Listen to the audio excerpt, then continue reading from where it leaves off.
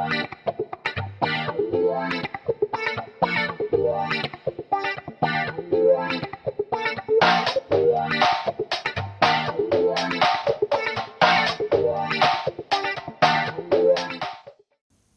morning, ladies and gentlemen.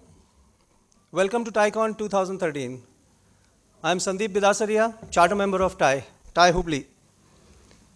I am very happy to see so many people sitting here in this hall for this program. It's really great to see the kind of enthusiasm that is present in the hall today, because a few years back in the management associations, we used to have similar programs.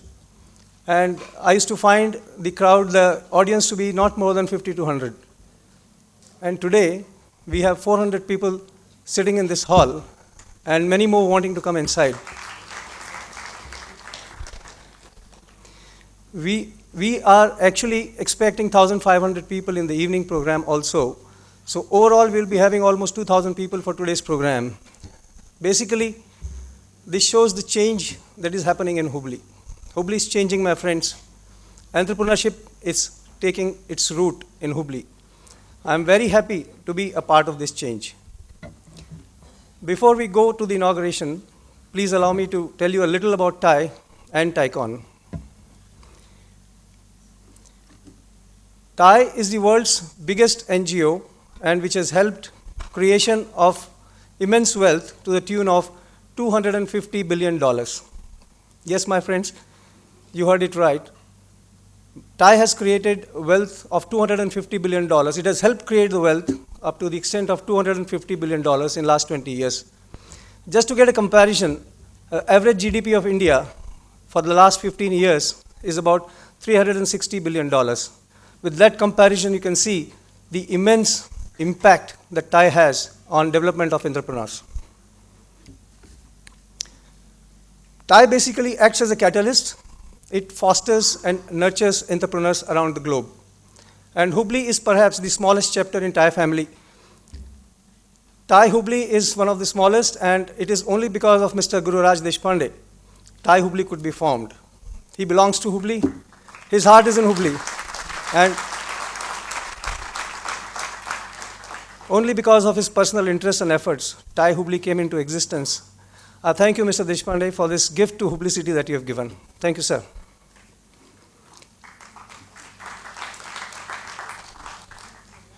Why TiECon? What is the purpose of today's program? Basically, TiECon is here to provide a platform to all of us local entrepreneurs who would like to meet and interact with the national and global leaders. By meeting them, by listening to them, we get inspired, hopefully, and we hope to ignite the passion of entrepreneurship in Hubli by this particular conference. So we have a galaxy of legends, friends, with us today. We have visionaries, we have entrepreneurs, we have thought leaders, we have national leaders, we have global leaders with us. People like Mr. Ratan Tata, Mr. Narayan Murthy, Mr. Desh Deshpande, Srini Rajam, Muruganathan, and many more people are here. All of these people are leaders in their own field, and they are either national leaders or global leaders. And they're all going to inspire us today by the talk that they give us. They'll tell us how they did it, and they will give us hints on how we can do it. So I'm sure all of us today are going to be listening to their words extremely carefully, very, very carefully. And I also promise you, friends, that by the time this day is over today, by the time you go home after the evening, you will carry with you a lot of ideas which will help you in making your business bigger and better. I'm sure about that. Without wasting any more time, let us start the momentous journey by inaugurating TiECon 2013. I invite Mr. Narayan Murthy and Mr. Gururaj Deshpande on the stage to light the lamp and formally inaugurate TiECon 2013. Please, sir.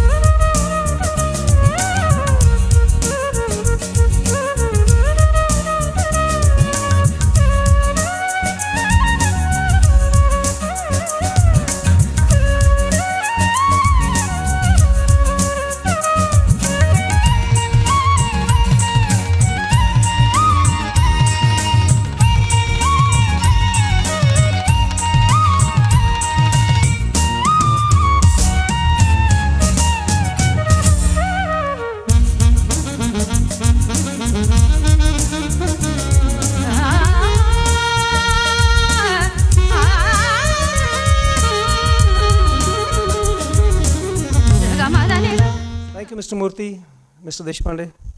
And now I hand over the session to Mr. Deshpande, who is going to tell us about his vision of Hubli, and after which Mr. Narayan Murthy would be giving his keynote address today, the inaugural note. Thank you. So how are you all doing? Okay. So, I think we have a pretty packed program today. We're going to talk to you a little bit now, and then we're going to go away, but then come back with Ratan Tata and Mashelkar and so on. And so in the evening, again, we'll have a very interesting session from 7 to 8. So, I think I want Murthy to talk a little bit more about how, what should Hubli do? And maybe I'll tell a little bit about what I see. Hubli, Davangere, Belgaum, Dharwad, if you put this sort of region together, we have roughly about 10 businesses that are like 1,000 crore plus. And then we probably have about 30 businesses in sort of 100 crore to 500 crore business. And then we have a lot of them in the 50 and then a lot of them in 5 crores. So, how should each of these businesses, and then we have a new crop, a whole bunch of companies that are just getting started, which is a new thing in Hubli that I've seen over the last 5 years. And so I think I and Murthy are going to try and sort of see if we can make comments as to how each of these businesses should look at their business. 5 years ago when I came here, when we started TIE, most of the businesses here pretty much kept to themselves. They were not interconnected. And the big thing that I see this time is in the last 2 days, I'm very impressed with the fact that there were 30 CEOs running around, putting chairs, sweeping the floor, setting the stage, really getting ready for TIE. And I saw the same excitement in those 30 people that they probably felt when they were doing their college gathering. And so let's give them a big hand, So the value of these functions is not so much what happens at the function, but what result it actually produces after the function. And the big part of that result is the fact that a lot of you are coming together and getting to be friends and getting to know each other's business, getting to know how to do things. And so most of the businesses that I saw when I used to come here earlier was a typical sort of a day for a business person here in Hubli would be. They would wake up in the morning, do their whatever they need to do, have their breakfast, and then go to work at 9 o'clock, come back home for lunch, have lunch, take a little nap, go back to work at 4 o'clock, and then come back home at 10, have dinner, go to bed. And this used to happen 7 days a week, 365 days a year, and forever. And they all actually did a pretty good business in terms of doing a bottom line and producing good profits and everything else. And all their kids would probably go to good schools and either here or somewhere else. But I somehow felt that that was very restricting, both on a personal growth for themselves and for the company. The company has huge opportunity, but the company does not grow unless you have the ability to build processes, systems, management, and so on. And then it's not like we don't have talent in Hubli, because all the colleges now are producing pretty good talent, even though they could be doing a lot better. But all the best talent here does not stay here. They all go to Bangalore and Bombay and everything else. So on one hand, the businesses would say, well, these guys go away, they won't stay here. But on the other hand, the students would say, well, but there's no opportunities here. And so I think one of the big changes that I'm beginning to see, it's not, it's still a long way to go, is that each of these businesses are trying to focus on what's important for them, are trying to delegate, are trying to able to grow the businesses, and some of the growth has been pretty impressive. And so I think what I want you to carry away today, all of you, is how to actually build a sustainable business, financially, process-wise, management-wise. And so, I think I'll have Murthy comment a little bit on how do you run a large business. I personally am doing a lot more in nonprofits. I have a sandbox here. I have a sandbox in US, one in Canada, one in MIT, and a few businesses. So it's a lot of stuff going on. But at the same time, I don't do 7 days a week all the time. I think these things work only because there are people like Naveen Jha and Neelam and other people here who actually take on the responsibility and they make it their game and they work very hard. And you find people and talent and you delegate. And it's that part of it that actually allows them to grow, it allows you to grow, it allows the organization to grow. So anything you people can do to build teams, finding people, particularly young people who are not there yet, but you see the potential in them. Identifying people who have the potential and really growing those people, number one, they'll be very thankful to you because they didn't know that they could do those things. You have a good organization if every year when you look back, you say, I didn't know I could do this. And if everybody in your organization feels the same way, that they're doing things that are magical that they didn't know they could do, then you have a good organization. And that organization will do well. Because unless you have that leverage of a lot of very motivated people, hundreds of people doing lots of good things, things don't happen. So I think if I have to leave one message, whether it doesn't matter whether it's a young entrepreneurial company or a growing company, somehow focus on, number one, your own personal growth, but also the personal growth of very high potential people that you hire. When you get people who are smart, they ask questions, they don't agree with everything you say, and you don't want people who agree with everything you say. Because you have heard this, when there is two people who come together, if they agree on everything, one of them is useless, right? If they disagree on everything, both of them are useless. So your ability to get people who agree but also disagree, who get along, who both sign up for the same mission, is a crucial thing.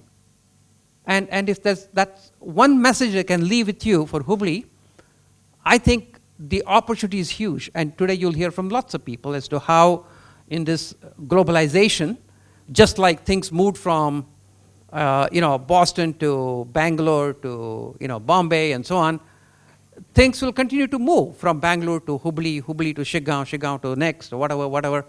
So it's because these places have advantages that the other places don't. But the only thing they don't have is the leadership, entrepreneurial energy, people who actually can think a little bit bigger, think out of the box, and look for those opportunities which haven't existed right now. And so with that message, I would like to hand over the microphone to Murthy and have him comment on what should all of you be thinking about. Murthy. Sure. Thank you very much for inviting me here to be here today. It's wonderful to see so many entrepreneurs from Hubli. And as somebody who came to Hubli and spent most of his hours sleeping, that's what I used to do when I just got married and I came to Hubli. It is so nice to see that the entrepreneurial activity has picked up so well here in Hubli. We are at a very interesting stage in the history of the company. On the one hand, we see a very encouraging India, most of it in urban India. On the other hand, we see a very challenging India, mostly in rural India.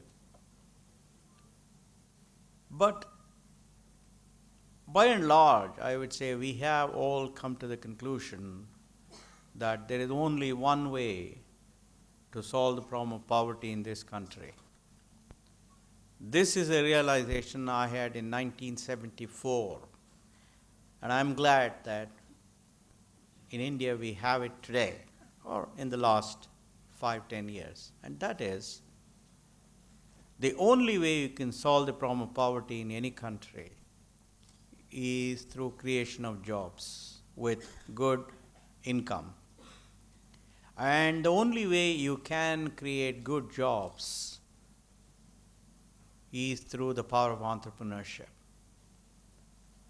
An entrepreneur converts an idea into jobs, into wealth. Wealth for himself, wealth for the nation, and wealth for his colleagues or her colleagues. So therefore, I think congratulations on embarking on this wonderful journey. Ravi asked me to speak on what is it that you entrepreneurs need to do in order to become sustainable, growing enterprises. I am not very familiar about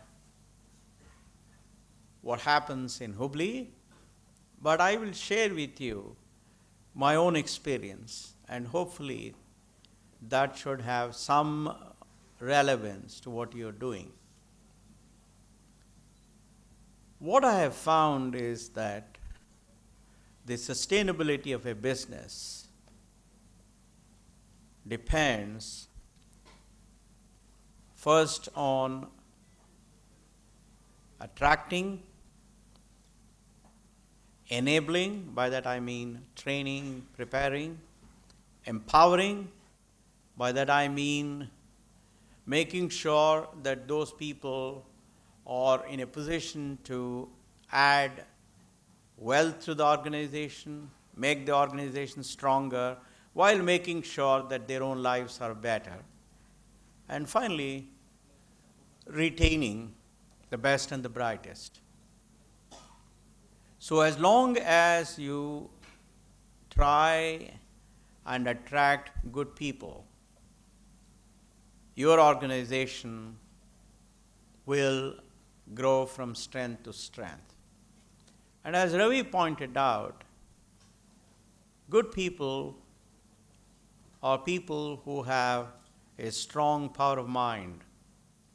They are people who will observe situations, they will collect data, they will analyze, and they will question you. Therefore, you should be in a position to answer those people. Asking them to shut up and do their work will make them go away from you. The best way I have found to create an environment of openness, an environment of harmony, is to use data and facts to decide on every situation.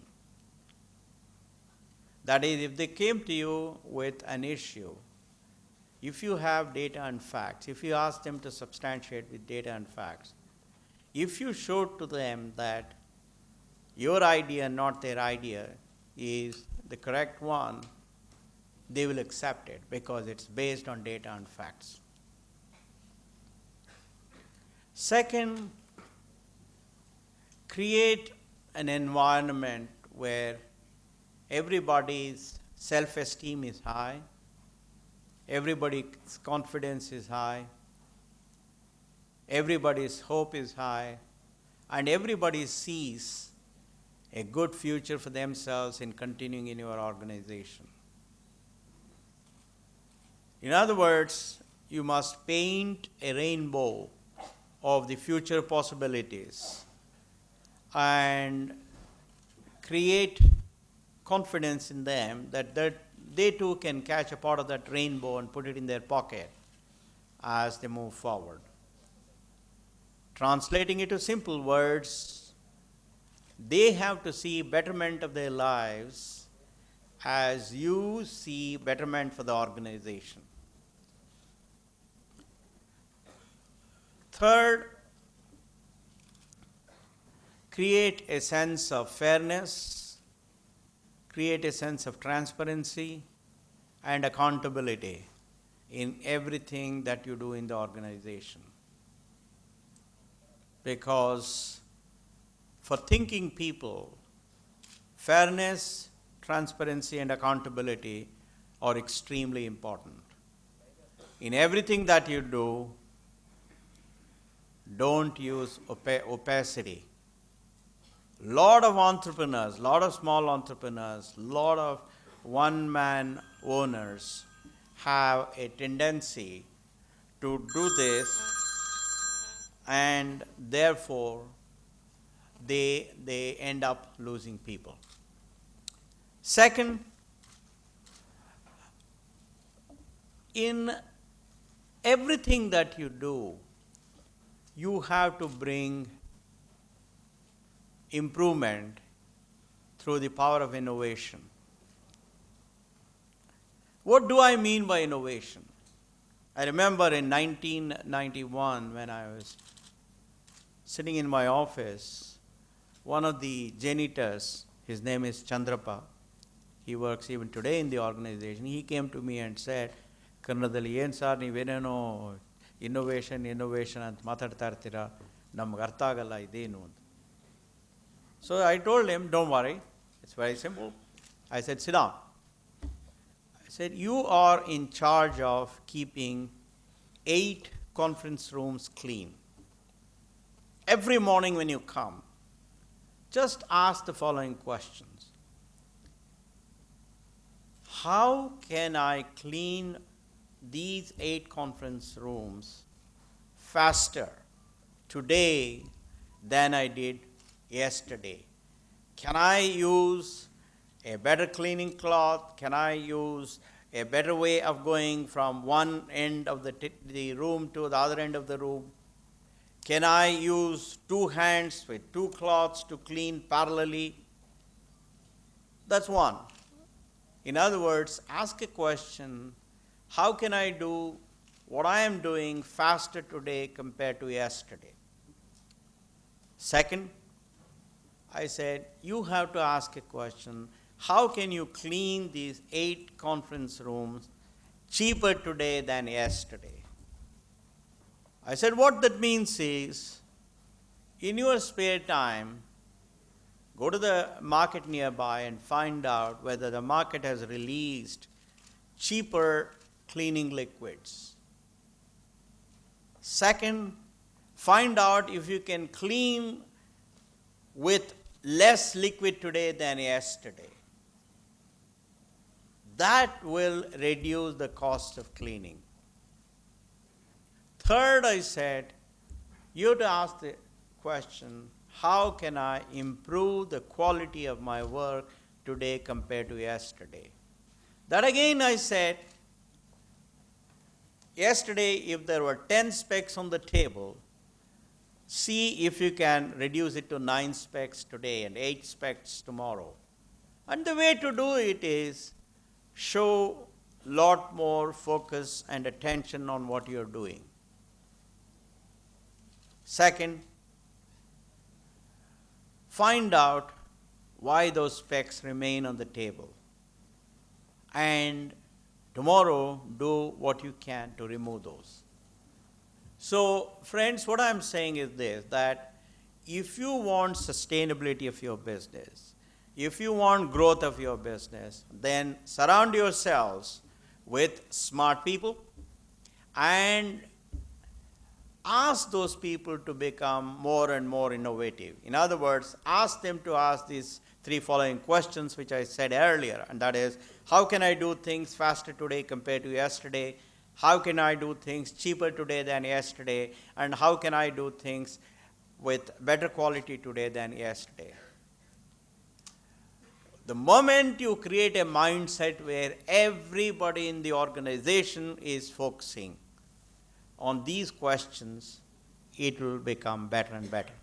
Second, if you want to grow in the onslaught of all these bigger companies in your area, bigger companies in Bangalore, bigger companies in India, bigger companies coming from countries like China, etc., there's only one way that you can continue to grow, you can continue to sustain, and that is by creating differentiation in the mind of the customer about your product, about your service, about how you deal with the customer. That differentiation is what will retain customers for you in spite of lots of competition. In order to create differentiation, again, you have to use innovation. That's the only instrument you have. And innovation comes from only one thing, that is the power of mind. Therefore, attracting and enabling and empowering and retaining the best and the brightest is the only sure way to sustaining your organization and growing your organization. Now let me get to the final important point. I don't want to speak too long. As Ravi was pointing out, as you grow, as you become bigger and bigger, you have to accept the fact that some people will leave your organization. Because when you are small, it is possible for you to show personal attention to each of your colleagues. You can retain that wonderful connection with each of your colleagues. But as you grow, it will not be possible. When, for example, when we were 500 people, we would all meet in our cafeteria. Different days I would sit with different people at different tables and spend time. But I realized when we became 50,000 people, there was no way I could do that. First of all, they were not all in the same place. So in that case, you need to create messengers of confidence, hope, affection, bond. And once you have many messengers who carry your ideas, who carry your message to these groups, then there is a likelihood that people will bond with the spirit of the organization. Second, so far as operations are concerned, as Ravi pointed out, you have to use systems, processes, and technology. And at some stage, in certain activities, you must first make the organization people independent, and second, you must have a good succession planning. Even as a small organization, in certain critical areas, you must have a good succession planning. At all points of time, you must accept that one of your critical people may not come into the office tomorrow morning, and still the organization will go ahead. And to do that, you have to have succession planning. I think, I can go on and on because creating differentiation is a very important topic, but I don't want to spend any more time on that. But as I said before, the fact that we have all realized that the only instrument we have to solve the problem of poverty in this country is entrepreneurship, and the only way entrepreneurship can succeed is through the power of an idea with lots of good people coming together to pursue that idea. Therefore, I think that journey has begun. That journey has indeed found a very hospitable climate here, thanks to Ravi, thanks to Tycon and others. And therefore, I wish every one of you the best of everything. But remember, the differentiation and the power of high-quality people is what will make your organization indeed a unique one. It will help you sustain in the face of onslaught from all kinds of companies. Thanks. So we can take some questions.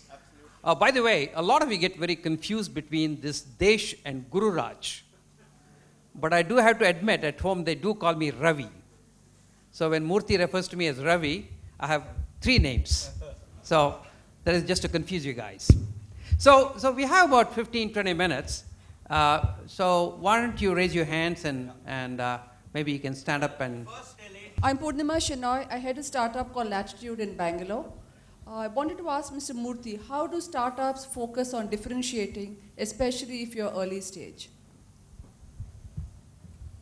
Well, so many times youngsters come to me and say, we want to start another software services company. I tell them don't do it because bigger companies have built so many entry barriers.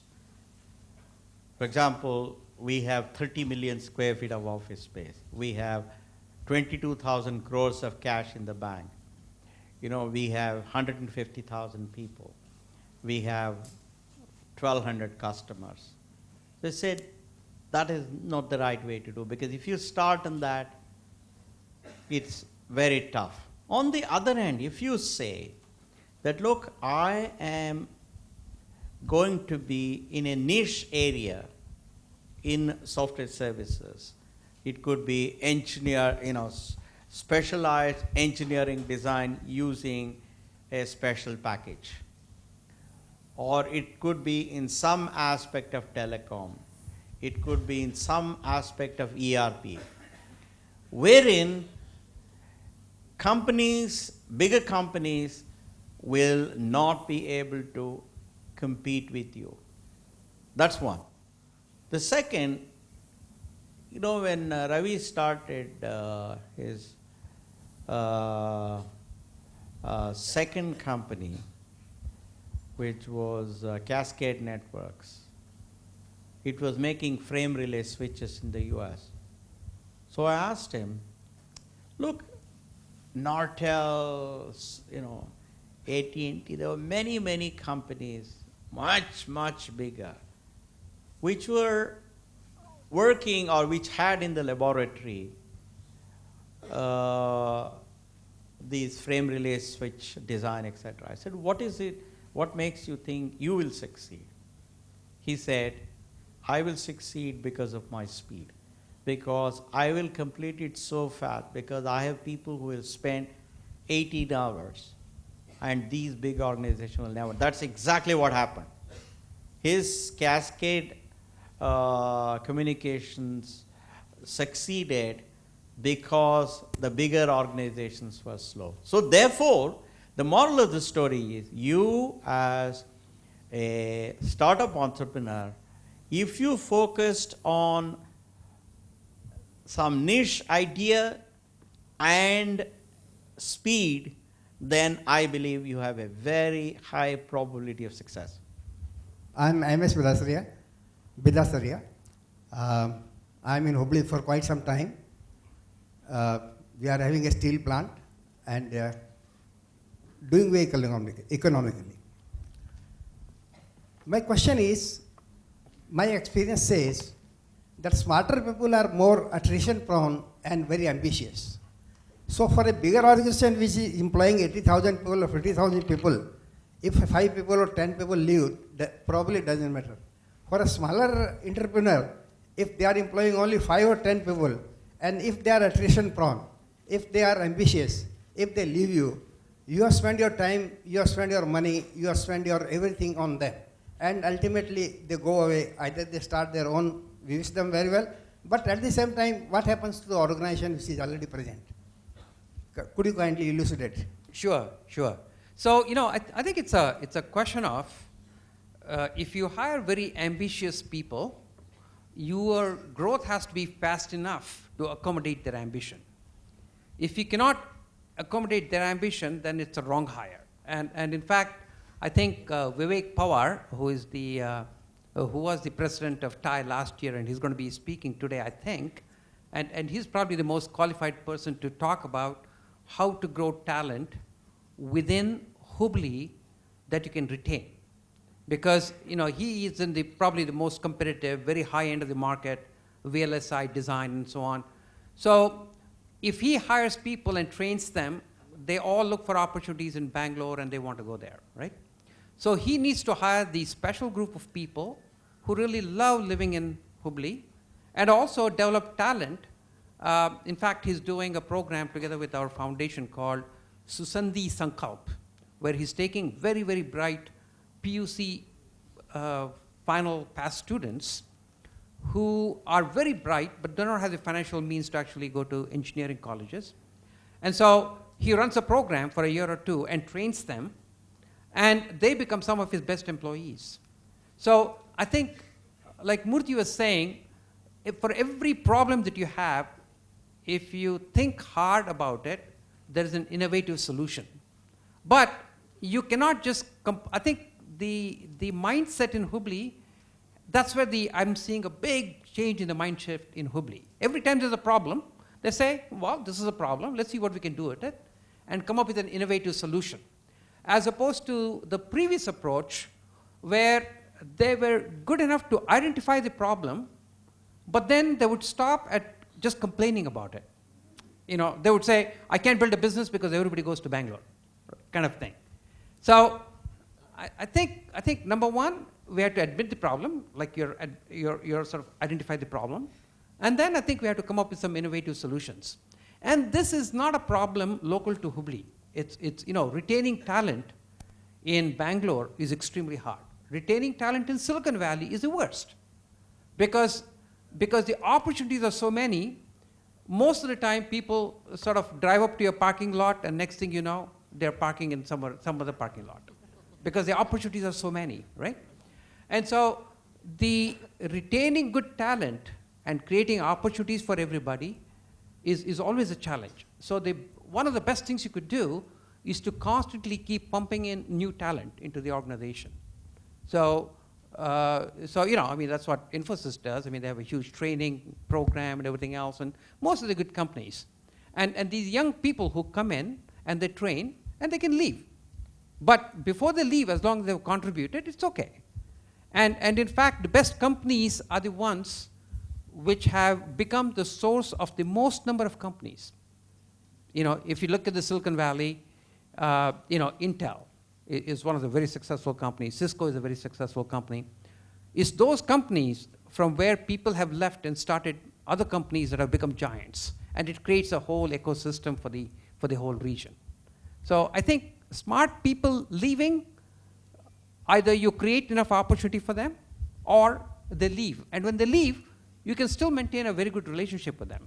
In fact, that's one of the key things. I mean, because good, smart people, when they leave, typically they do good things. They generate good companies, they become customers, they become partners, they become technology partners or whatever. So I think maintaining good relationship with good people is always a good thing for the region. Let me give you a practical example of what Ravi said. If you have a set of people who can think and come out with an innovative solution, the most difficult problem can be solved. What I'm going to describe was the biggest problem that we faced and perhaps the Indian software industry faced. See, in the early 80s when we started, we would go to our prospects in the United States.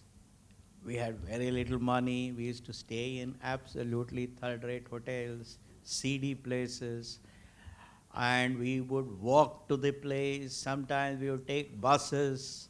This is in big towns, Boston and places like that, where it was not easy. And then when we would go there, the customer, the prospect would meet us, and finally he would say, "Look, friend, thank you very much for coming all the way," etc., etc. I would say the usual good words and then say, "Look, it is very difficult for us to work with you because when it is morning in the US, it is night in India. When it is morning in India, it's night in the US. Therefore, we are literally as different as day and night. And there is no possibility of working together. Please don't call us, we'll call you." And we would, some of the good guys would perhaps give you a cup of coffee or whatever it is, and then you go.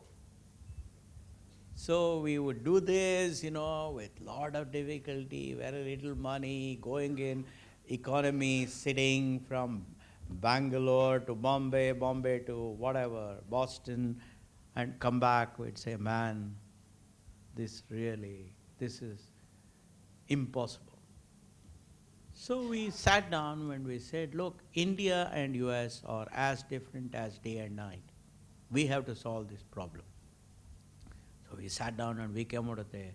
with what I thought was a brilliant solution.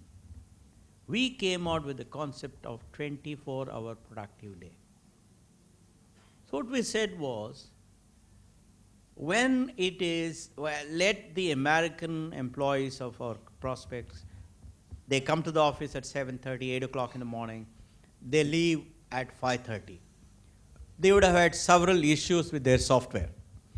And they would send, those days there was no internet and all of that. They would send a fax to us saying, these are the problems and please go ahead and solve. And we would come at our time 7:45 in the morning. We would start working on these problems. By our time 5:36 or 7, we would finish and we would send a fax saying these are the solutions. We'll have one person sitting in the prospect's office. So we took this idea and presented it to the customer and showed him how, when the customer is actually sleeping, the prospect is actually sleeping, their employees are actually sleeping, we were working because of this advantage of these time zone differences, and therefore customer is effectively getting a 24-hour workday. Next time when we made the presentation, so, oh, this is brilliant, we never thought of this. Oh, why don't we start it tomorrow morning?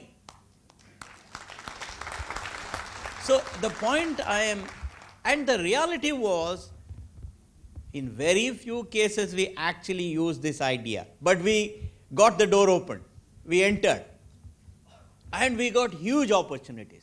So the point I'm making is, no problem is unsolvable as long as you put the power of bright minds to use.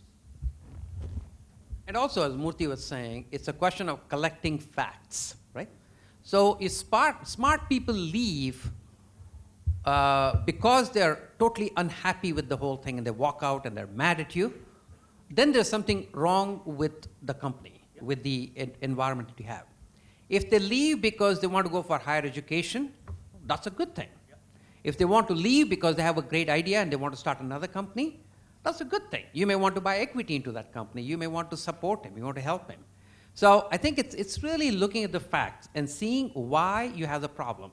So it's not a problem if your smart people leave for the right reason. But if you have involuntary attrition, where a lot of the good people are leaving because they just don't like the culture, they don't like the way you treat them, then there's something wrong with the company that you need to fix.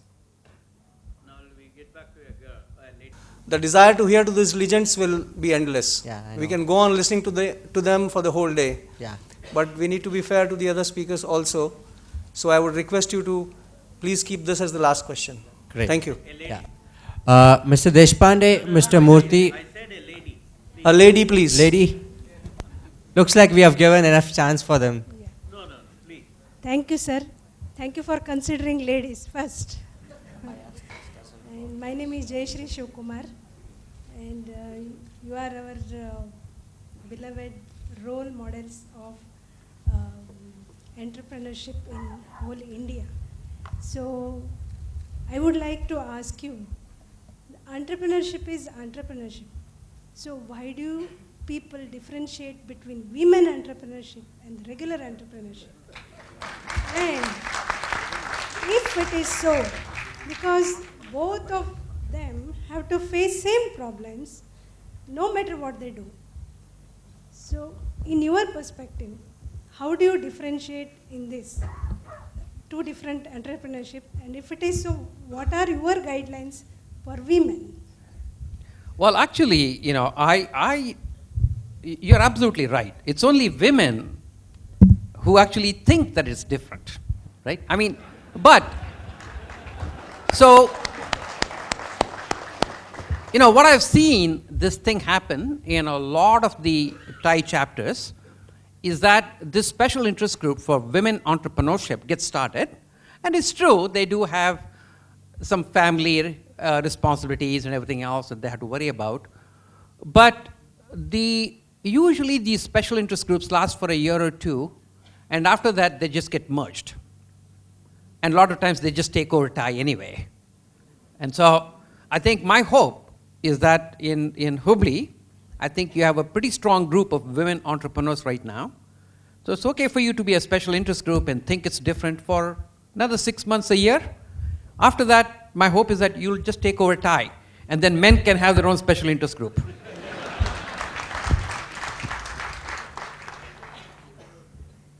To the stage, sir, please allow me to present a token of appreciation from Thai Hubli to both of you.